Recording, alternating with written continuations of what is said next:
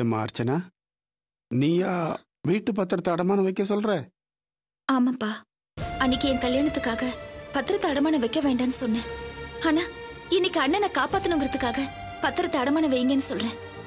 என் கல்யாணத்தை விட அண்ணன் வெளியில வர்றதுதான்ப்பா முக்கியம்.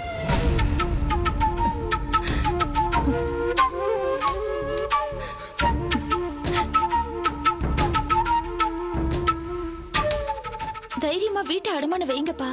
அண்ணன் வெளியில வந்ததும் எப்படியாவது மீட்டுடுவாரு. ஆமாப்பா, அர்ச்சனா சொல்றதும் கரெக்ட் தான். இந்த வீட்டை அடமானம் வச்சு அண்ணனை வெளியே கூட்டிட்டு வந்துடலாம்ப்பா. என்னங்க யோசிக்கிறீங்க? அதான் அர்ச்சனாவே சொல்லிட்டால, அப்புறம் என்னங்க? வாங்க, வீட்டை அடமானம் வச்சு பணத்தை கட்டிட்டு பிள்ளைய கூட்டிட்டு வந்துடலாங்க. சரின்னு சொல்லுங்கப்பா. அப்பா, என்ன யோசிக்கிறீங்க? சரின்னு சொல்லுங்கப்பா. வாங்க போலாம். சரிம்மா, அப்படியே செஞ்சிடலாம்.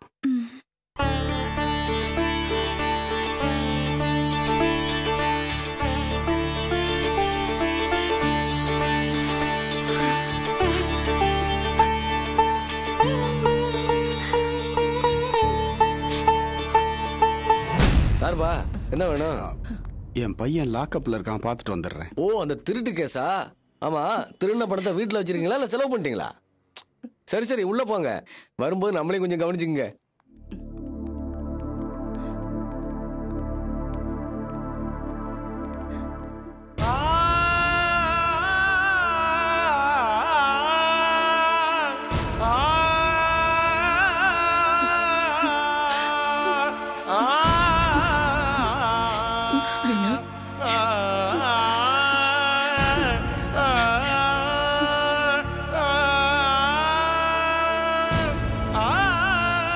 வணக்கம் சார். சார், என்னையா பையனை ஜாமீன் எடுக்க வந்திருக்கியா? இல்லைங்க, பையனோட எம்டியை பார்த்து பேசினோம். அவர் பணத்தை திருப்பி கட்டிட்டா கேஸை வாபஸ் வாங்கிக்கிறேன்னு சொன்னார். அதான் பணத்துக்கு ஏற்பாடு பண்ணிட்டு இருக்கோம். அது விஷயமா பையன்கிட்ட ஒரு கையெழுத்து வாங்கணும். நீங்கள் உத்தரவு கொடுத்தா. சரி சரி, சீக்கிரம் வாங்கிட்டு கிளம்புங்க. சரி சார்.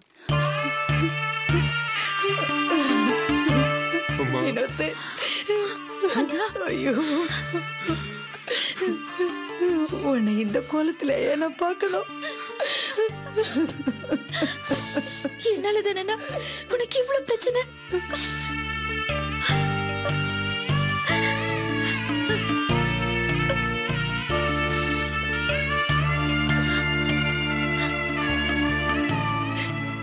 என் பொண்ணு நல்லா இருக்கணும், அவளுக்கு ஒரு நல்ல வாழ்க்கை அமைச்சு கொடுக்கணும்னு 24 மணி நேரமும் நினைச்சது தவிர உன்னை பத்தி நான் நினைக்கவே இல்லையப்பா. நான் ஆசைப்பட்டதுக்காக நீ இப்படி தண்டனை அனுபவிக்கிறிய. அழாதீங்கம்மா, எனக்கு ஒண்ணும் இல்லம்மா. நான் கூடிய சீக்கிரம் வெளியே வந்துருவோம்மா.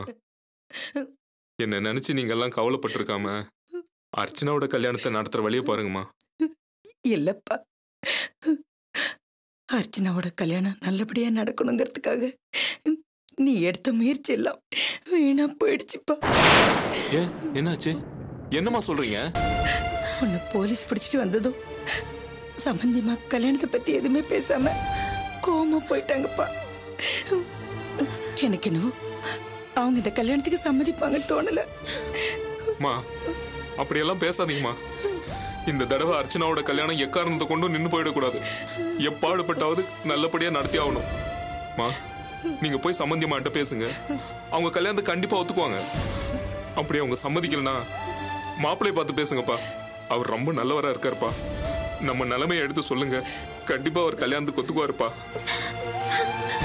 வேண்டாம், இவ்வளவு சிரமப்பட்டு இந்த கல்யாணம் நடக்க வேண்டாம். அப்படியெல்லாம் சொல்லாதம்மா. உனக்கு கல்யாணம் நடக்கணும், ஒரு நல்ல வாழ்க்கை அமையணும் தானே நான் இந்த இடத்துக்கு வந்திருக்கேன். இப்ப நீ கல்யாணமே வேணான்னு சொன்னா நான் ஜெயிலுக்கு வந்ததுக்கு அர்த்தமே இல்லாம போயிடுமா? உன்னோட இந்த நிலைமைக்கு நான் தான் காரணம்னு தெரிஞ்சதுக்கு அப்புறம் எப்படி என்னால சந்தோஷமா கல்யாணம் பண்ணிக்க முடியும்? அப்படியே நான் கல்யாணம் பண்ணிக்கிட்டாலும் எப்படி நான் என்னால நிம்மதியா வாழ முடியும்?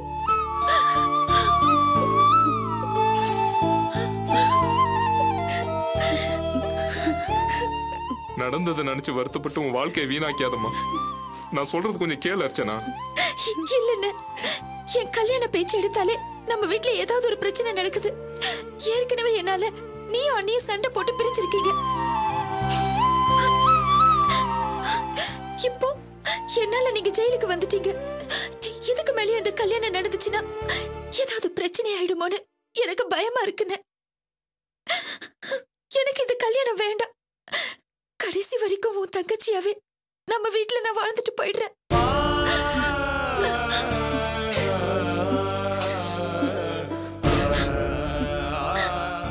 அப்படியெல்லாம் சொல்லாதம்மா. உன் கல்யாணம் நல்லபடியா நடந்தாதான் உனக்கு பின்னாடி இருக்கிற பிரியா காவியாவோட கல்யாணம் நல்லபடியா நடக்கும். ஒருவேளை உன் கல்யாணம் நடக்காம அவங்க 2 பேர் கல்யாணம் நடந்துட்டா கூட அவங்க குடும்பம் குழந்தைங்கன்னு சந்தோஷமா இருக்கும்போது நீ மட்டும் தனிமரமா நிப்பமா. அதை பார்த்துட்டு என்னால எப்படிமா நிம்மதியா இருக்க முடியும்?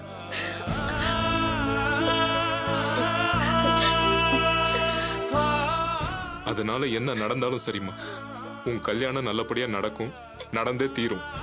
நிச்சயம் பண்ண தேதியில அந்த மாப்பிள்ள உன் கழுத்துல தாலி கட்டுவாரு. அதெல்லாம் அப்பா அம்மா பாத்துக்குவாங்க. என்ன என்னாலதான் உன் கல்யாணத்தை பார்க்க முடியாது. முடியும்பா. நீதான் இந்த கல்யாணத்தை முன்னு நின்று நடத்த போற. நானும் உங்க அம்மாவும் உங்க எம்டியை பார்த்து பேசினோம்.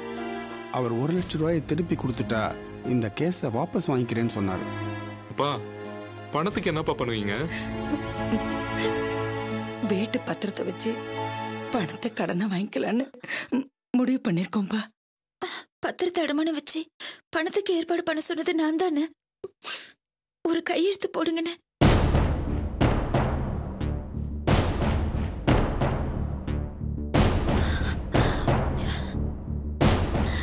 என்னென்ன யோசிக்கிறீங்க? உங்களை விட எங்களுக்கு இந்த வீடா முக்கியம்? கையெழுத்து போடுங்கன்னு.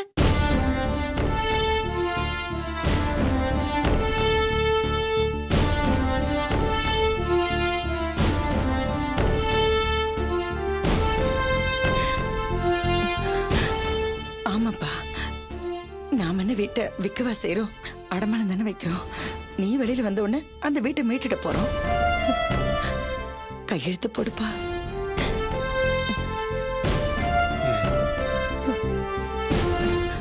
கொடுங்கப்பா.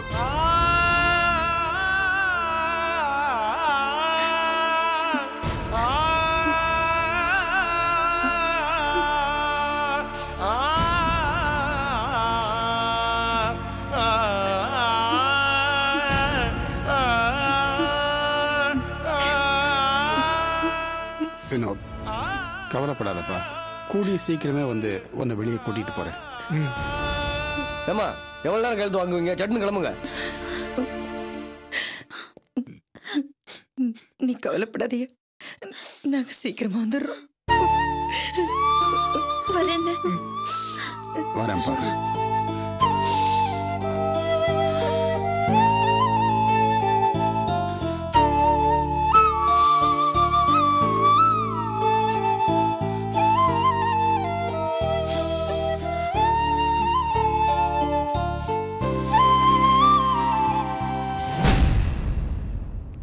பத்திரத்துல கையெழுத்து வாங்கிட்டு வந்துட்டீங்களா?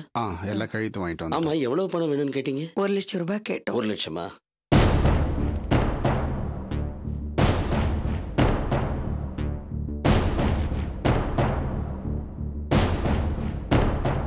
மாசமான வட்டி கரெக்டா கட்டிடணும். ஆள் வீட்டுக்கு வர மாதிரி வச்சு கூடாது. இல்லைங்க, அதெல்லாம் கரெக்டா கட்டிடுவோம்.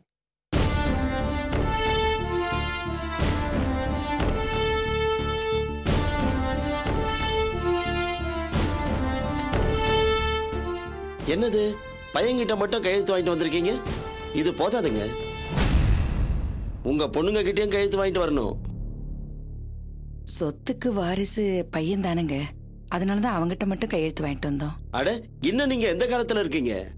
அப்பா சொத்துல பொண்ணுங்களுக்கும் பங்கு இருக்குன்னு சட்டம் வந்து ரொம்ப நாள் ஆச்சு. ஆமா, உங்களுக்கு எத்தனை பொண்ணுங்க? 3 பொண்ணுங்க. 3 பொண்ணுங்க, உங்க பையன், நீங்க 2 பேரு, மொத்தம் 6 பேரு. 6 பேரு கையெழுத்து இருந்தா தான் பணம் கொடுக்க முடியும். இல்லைங்க, நாங்க வீட்டை விற்கலையே, அடமானம் தானே வைக்க போறோம். அதுக்கு இவ்வளவு பேர் கையெழுத்தும் தேவையா? அடமானம் தான் வைக்கிறீங்க, நான் இல்லைன்னு சொல்ல. நாளைக்கு ஒருவேளை உங்களால பணம் கட்ட முடியலன்னா நான் அப்போ லீகல் ஆக்ஷன் எடுக்க வேண்டியிருக்கும். அப்ப உங்க வாரிசுல யாராவது எனக்கு தெரியாம சொத்து அடமானம் வச்சுட்டாங்கன்னு சொல்லி கோர்ட்டுக்கு போனாங்கன்னா நான் என்ன பண்றது? கடனையும் கொடுத்துட்டு கோர்ட்டு கேஸ்னாலே முடியுமா? அப்படிலாம் எதுவும் நடக்காதுங்க. நாங்க பணத்தை கரெக்டா கட்டிடுவோம். எதுக்குமா வம்பு? பணம் கொடுக்குற நான் தான் உஷாரா இருக்கணும். போய் எல்லார்கிட்டயும் கையெழுத்து வாங்கிட்டு வாங்க, பணம் தரேன். என்னங்க இது? டைம் வேஸ்ட் பண்ணாதீங்க, எனக்கு நிறைய வேலை இருக்கு. இந்தாங்க.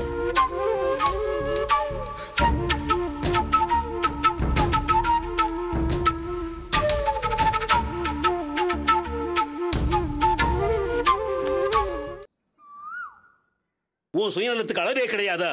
இவ்வளவு பிரச்சனைக்கு காரணம் உன் பேராசை தான். ஏன் இப்படி மனசாட்சி இல்லாம நடந்துக்கிற? ஏற்கனவே அது வேணும் இது வேணும்னு கேட்டு 35 பவுனுக்கு கணக்கு பண்ணிட்டேன். அப்புறம் எதுக்காக 10 பவுன் அதிகமா கேட்டேன்?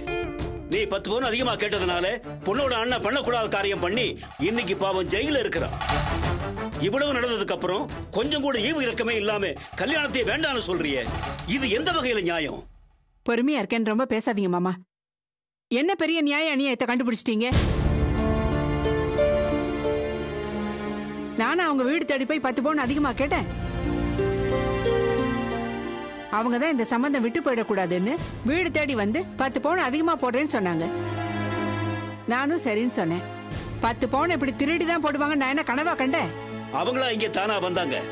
புரோக்கர் மூலமா தகவல் சொல்லி நீ வரவழைச்ச. பொண்ணை பெத்தவங்க பாவம் கல்யாணம் நின்னுடக்கூடாதுங்கிற பயத்துல ஒத்துக்கிட்டு போயிருப்பாங்க. அதனால நீ பண்ணது நியாயமாயிருமா? ஏமா இப்படிலாம் நடந்துக்கிறீங்க? நகை அதிகமா கிடைக்கும்னு ஆசைப்பட்ட நான் அந்த பொண்ணை கல்யாணம் பண்ணிக்க சம்மதிச்சேன். ரொம்ப நாளா கஷ்டப்பட்டு இருக்க பொண்ணாச்சு தானே நான் கல்யாணம் பண்ணிக்க சம்மதிச்சேன். இப்படி நீங்க அந்த பொண்ணு வீட்டுக்கு தொந்தரவு கொடுப்பீங்கன்னு தெரிஞ்சிருந்தா நான் ஆரம்பத்திலே நகையை வேண்டான்னு சொல்லியிருப்பேன். அப்படி சொல்றா என் சிங்கக்குட்டி? ஏய், நான் ஆரம்பத்துல இருந்தே சொல்லிட்டு இருக்கேன் நீ ஒரு சுயநலவாதின்னு. அதை இப்ப நிரூபிச்சுட்ட பாத்தியா? இந்த பார், நாங்கெல்லாம் ஒரே ரத்தம்டி. அதனாலதான் அடுத்தவங்களை கஷ்டப்படுத்தி பார்க்கணும்னு நினைக்கிறது இல்ல. ஆனா உன் உடம்புல ஓடுறது இருக்கே அது வேற ரத்தம். அதனாலதான் இப்ப நீ பணம் நகைன்னு இப்படி பேயா அலைஞ்சுக்கிட்டு இருக்க. டேய் அண்ணே சும்மா இருடா. சரிண்ணே. இத பாருமா, ஏதோ பொண்ணு வீட்டுல எதிர்பாராத விதமா இப்படி ஒரு சம்பவம் நடந்து போச்சு. அதுக்காக நாம கல்யாணத்தை நிறுத்துறது பெரிய பாவம். நாங்க கேட்ட நகையை போட வேண்டிய அவசியம் இல்லை, நீங்க கைவசம் வச்சிருக்கிற நகையை போட்டாலே போதும்னு சொல்லி ஆக வேண்டியதை பார்ப்போம். அதாம்மா நியாயம். அதெல்லாம் சரிப்படாதுங்க. நகை கேட்டது கேட்டதுதான். இதுல எந்த மாற்றமும் இல்ல. அதை பத்தி இனிமே நீங்க பேசாதீங்க.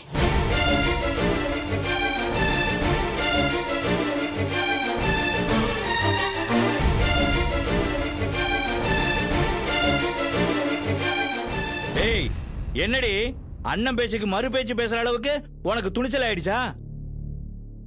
ஒழுங்கு மரியாதையா அண்ணன் சொல்றத கேளு. உங்க அண்ணன் சொல்றத கேட்டா நம்ம குடும்ப நடுத்தெருவுல தான் நிக்கணும். அவருக்கு என்ன நீதி நேர்மை நியாயம்னு பேசிக்கிட்டே போயிடுவாரு.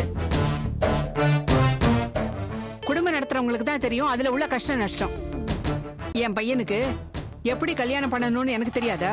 ஏய், அண்ணனை மரியாதை இல்லாம பேசுன பொழந்துரும். என்ன சொன்ன பாக்கியம்? உன் பையன் கல்யாணமா? ஆமா, என் பையன் தான். அதுக்கு என்ன இப்போ?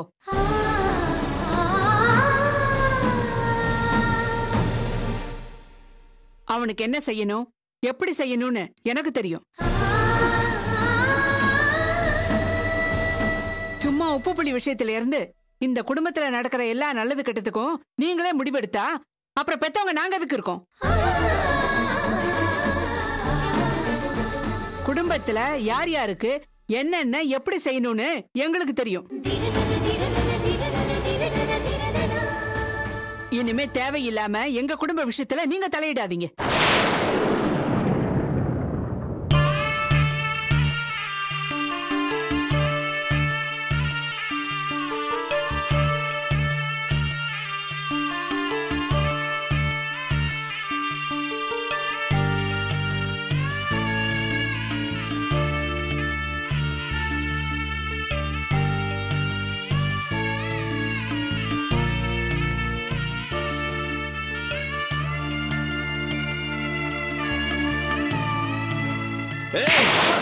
என்ன சொல்ற? யார பார்த்து என்ன வார்த்தை கேட்ட நீ?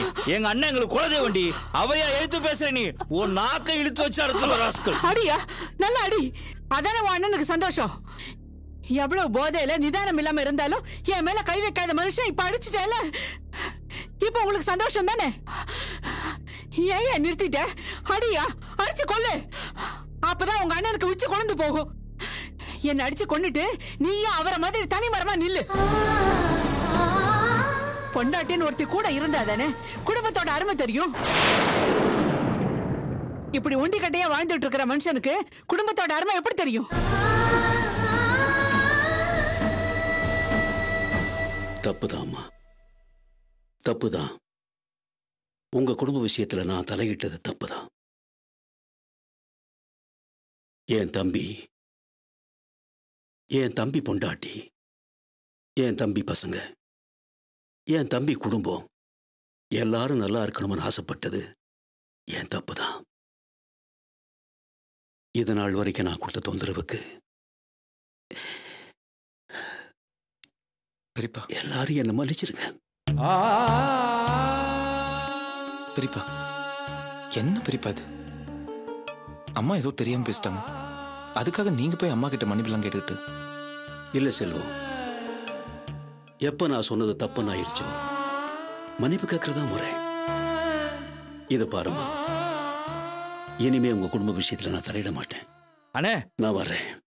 அண்ணே அண்ணே அண்ணே அண்ணே அண்ணே அண்ணே அண்ணே, அவ ஏதோ அர்த்தம் கடுத்தனமா பேசிட்டானே, அதெல்லாம் நீங்க மனசுல வச்சுக்காதீங்கண்ணே. அண்ணே அதுக்கு பதிலாக நான் என்ன மன்னிப்பு கேட்டுக்கிறேனே, என்ன மன்னிச்சுக்கிறேன். அண்ணே வாங்கண்ணே.